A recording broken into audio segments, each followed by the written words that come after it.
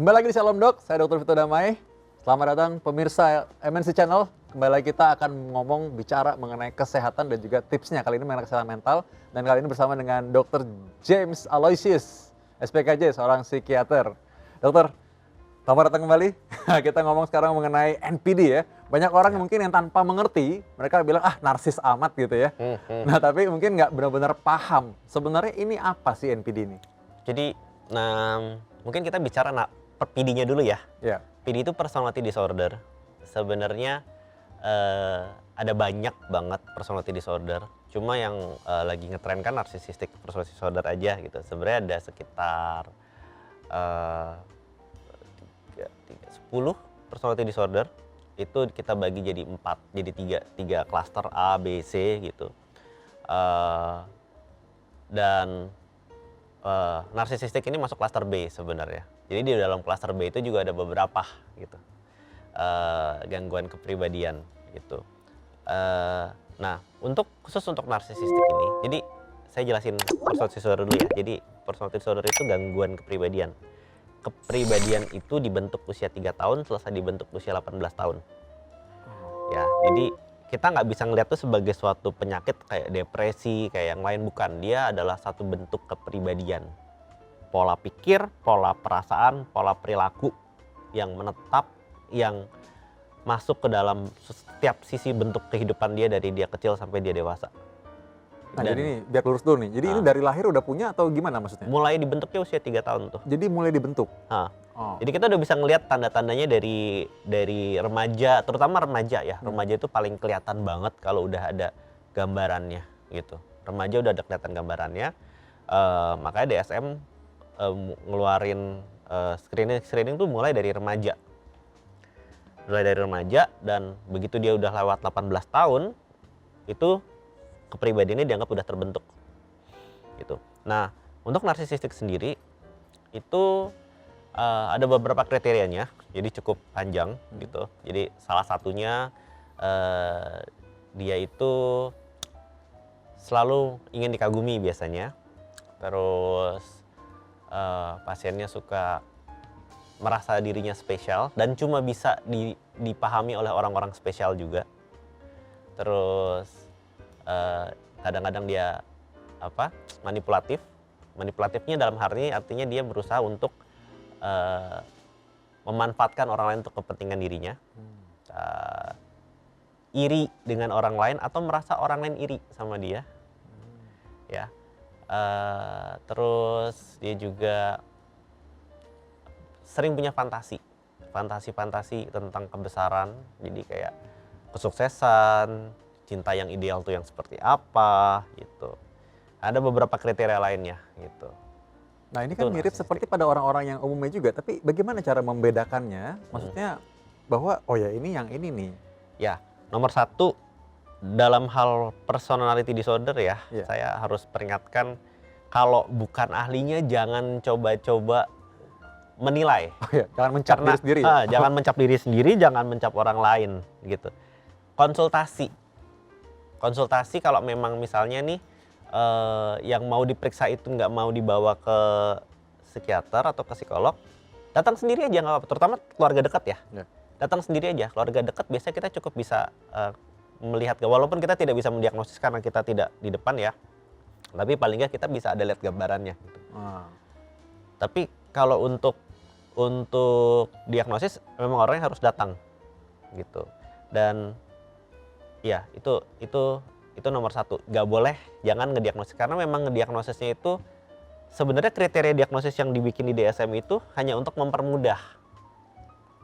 Aslinya dalam kita mendiagnosis kepribadian itu, jadi kalau tools buat kepribadian itu kalau kita perhatikan itu ada syaratnya, si penggunanya tuh harus psikolog kalau nggak psikiater. Kenapa? Karena harus tahu base dasar kenapa orang didiagnosis itu. Jadi even ketika si kuesionernya bilang ini A, kita bisa bilang B. Karena kita tahu base-nya gitu, dasarnya. Jadi gitu. bukan sekedar per definisi satu kalimat itu aja ya Bukan. sebenarnya. Kan Ah. itu ada kalimat-kalimatnya tuh, kalau begini, begini. Nah Ya. kadang kalau orang awam dia cocok-cocokin jadinya. Ya. Padahal mungkin itu nggak termasuk kriteria itu sebenarnya. Karena itu cerita ya, namanya personality itu kita mesti melihat ceritanya dari dia kecil, gitu. Cerita orang, kita tahu dia kekurangannya kira-kira di mana, masalah dia di mana, konflik internalnya itu masuk pola yang mana, itu baru nanti kita bisa tahu nih, oh ini masuknya ke yang ini, gitu. Wah menarik nih sebenarnya, karena banyak orang tadi kan boro-boro dia untuk diri sendiri ya, dia malah mencap orang lain tuh. Wah Iya. narsis nih kamu nih, kayaknya kamu NPD deh gitu. Jadi saya pernah datang ya di satu acara yang isinya tuh orang-orang yang merasa bahwa mereka adalah korban dari pasangannya atau orang tuanya yang NPD gitu kan. Waktu saya dengerin cerita mereka, saya ngeliat kayak kok patternnya itu nggak semua NPD gitu. Jadi NPD itu masuk klaster B ya. Di klaster B itu ada banyak banget gangguan yang nggak banyak banget sih, cuma beberapa yang mirip narsisistik gitu loh. Karena tapi awam, mereka agak kesulitan tuh ngebandingin. Hanya karena mengecewakan terus jadi langsung masuknya NPD itu biasanya gitu. Gitu. Jadi sebenarnya tadi ada kriteria, dan itu sebenarnya sebaiknya memang harusnya malah dilakukan oleh seorang yang profesional ya, seorang psikiater lah misalnya gitu kan. Nah ini kalau orang memang bener NPD, ini separah apa gangguan ini sebenarnya? Ini apa, penyakit atau apa gitu kan? Orang awam kan pasti nanya dong gitu kan. Itu kan gangguan kepribadian ya. Balik lagi saya bilang itu kepribadian ya. Separah apa? Keparahannya itu nggak bisa diukur dari mata awam biasanya gitu. Jadi ketika kita ngelakuin assessment gitu, jadi sebenarnya assessment kayak gini bisa dilakukan ya, terutama kayak company atau institusi yang butuh paham kriteria kepribadian. Saya mau tahu nih orang yang mau saya pekerjakan tuh kepribadiannya gimana gitu, kan udah bisa diperiksa ya. Itu memang ada tingkatannya, betul ada tingkatannya. Tapi kadang-kadang orang awam nggak bisa lihat bahwa oh si A itu sebenarnya narsisistiknya lebih buruk daripada si B gitu. Jadi nggak bisa di-compare langsung. Nggak bisa di-compare langsung. Kadang-kadang ngerasa kok si A baik kok gitu. Pas kita yang meriksa kayak nggak, yang A lebih bahaya daripada yang B. Gitu. Oh gitu. Iya. Jadi secara pemeriksaan klinis psikologis atau psikoterapi lah ya, psikiatris. itu malah bisa dinilai demikian. Iya bisa dilihat. Jadi kan memang narsistik sendiri ada banyak ada gradasinya ya, dari yang malignant narcissism sampai yang lebih ringan gitu. Nah ini anggaplah ini secara kasar aja ya, karena ini kan untuk edukasi pada awam supaya lebih aware ya.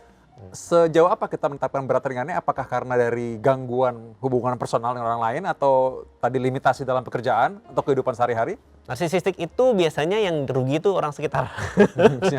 Sebenarnya untuk diri sendiri biasanya ada comorbid ya. Hampir semua namanya personality disorder itu pasti ada comorbidnya. Kayak kalau saya bilang gampangnya, kalau dokter saya jelasinnya kayak orang sakit gula. Itu kan banyak Ginjal, mata. Nah sama, personality disorder itu biasanya ada komplikasinya gitu. Jadi bahkan narsisistik pun dia biasanya punya, kadang-kadang ada depresi, ada anxiety gitu. Nah permasalahan narsistik itu baru terapi ketika dia ada comorbid atau misalnya dia ada komplikasi dari narsistik ya. Jadi kadang-kadang atau seringkali malah udah terlambat gitu. Iya. Karena sudah ada gangguan lain maksudnya ya. Sebenarnya masalahnya gini, narsistik itu satu-satunya apa ya kita bilang ya, endemik yang gak bisa secara statistik tuh dia satu-satunya mungkin salah satu gangguan yang sangat tidak ditanganin gitu loh. Karena memang penanganan narsistik itu sulit sekali.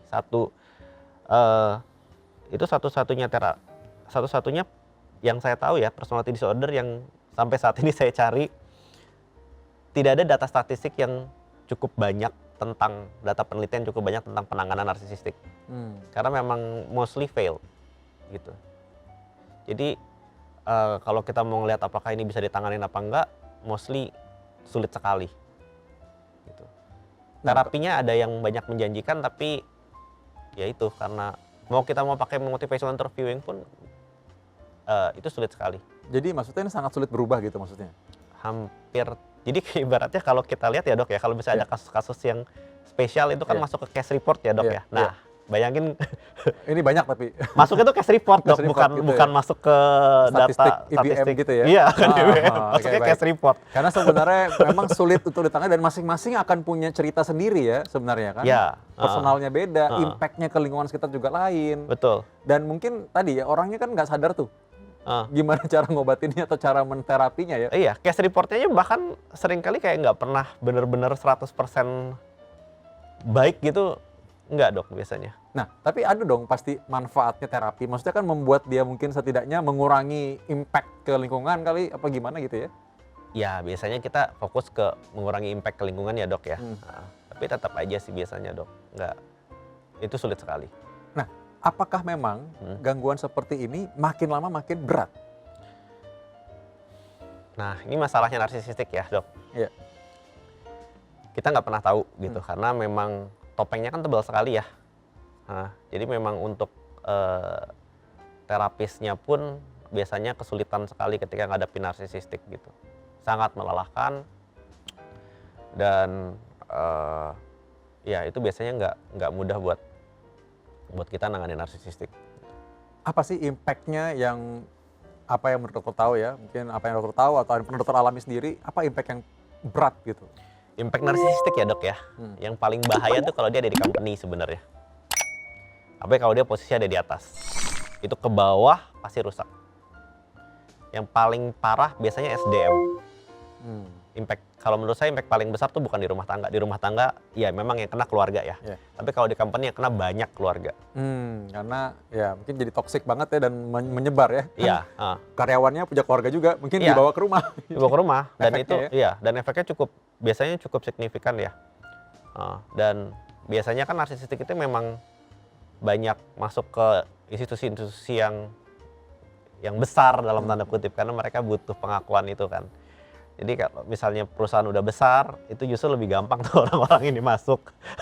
Terus atau misalnya kadang-kadang institusi pemerintah atau institusi politik begitu besar, pasti orang-orang ini masuk gitu. Atau misalnya selain institusi politik, mungkin ada penelitian yang saya ingat tuh di Amerika, kalau profesi kita dok itu 20% narsisistik gitu kan. Oh, itu ternyata sangat bahaya ya ternyata ya kalau misalkan. Dan itu seberapa mengganggunya atau seberapa banyak potensinya sampai bisa menyebabkan apa ya, mungkin impact lah gitu ya. Impact, kalau ada narsisistik masuk itu biasanya nomor satu, performance tuh pasti berjalan baik. Kenapa? Karena dia akan berusaha untuk performance, buat dia image semuanya kan.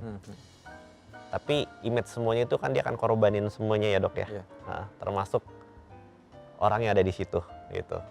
Jadi impactnya terasa di sekitarnya malah. Di sekitarnya. Sekarang kalau misalnya perusahaan kekurangan SDM yang udah dilatih, kita kan punya SDM misalnya dari bawah nih, Iya.